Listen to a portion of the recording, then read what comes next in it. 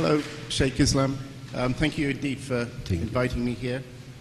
I covered the war in Afghanistan in the 1980s and later, of course, the war in Bosnia. And in both cases, Muslims felt a duty to help their brothers and sisters in distress. I think everyone here will know the hadith, of course, about one body. When part of the body is ill, the whole body feels ill. At that time, and I remember coming up to Coventry, there were people raising money for the people in Bosnia who were suffering, and it was seen as a very proud thing to do, a very proper thing to do. Obviously, to do that now would be considered even an act of terrorism, where there are foreign armies occupying Dar al-Islam now, or at least their presence there.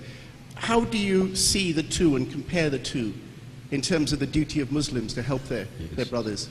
Thank you. I understand and agree with you that the whole of the Muslim Ummah works like a body. But there are different organs of the body. Working as a body, no doubt about that, is what is required by Islam. And it has been practicing in the past. But at the same time, if a single organ of a body becomes cancerous, then other organs are not supposed to support this cancer. Then the other organs will always support the surgeon to cut this arm away so that the whole body is protected from spreading of cancer.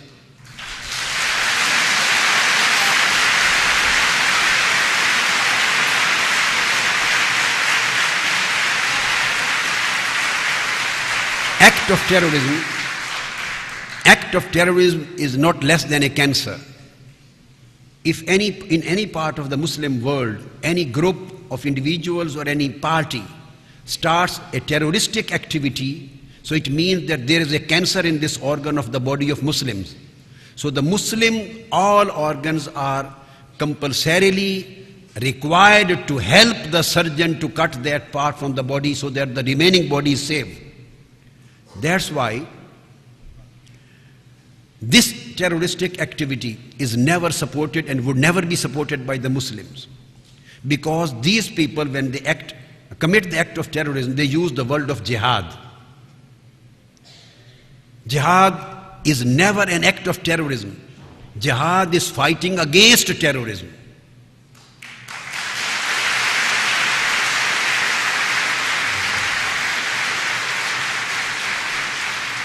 Jihad, the concept of jihad is that jihad is a struggle, a sacred struggle against the evil desires of our lower self.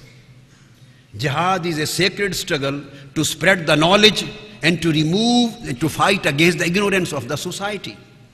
Jihad is a sacred struggle for charity, to remove the economic unbalance from the human society and to fight against the poverty and alienation of poverty. So jihad is a sacred struggle to liberate the people from act of oppression and act of injustice, as Saddam used to do. And even if the Taliban, they give the bad name to Islam and they suppress the women from their right which has correctly given by Islam to them, and if they commit the act of cruelty, and if they commit the act of oppression to the Muslim community, so the Muslims as a body will never support that organ because they are bringing a bad name to Islam. So we have to differentiate what is right and what is wrong.